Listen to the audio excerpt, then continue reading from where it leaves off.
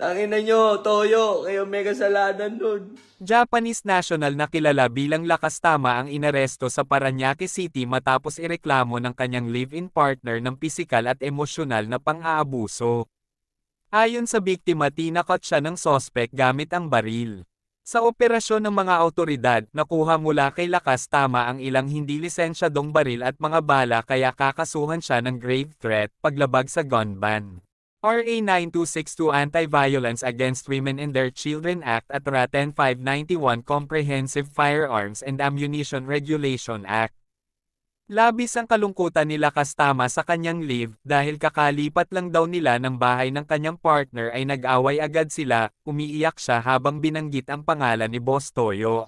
Kung nakagawa ako kasalanan, wala eh. Nagawa ko na eh. Tangina nyo, Toyo, kayo may kasalanan nun. Tangina nyo. Tangina nyo.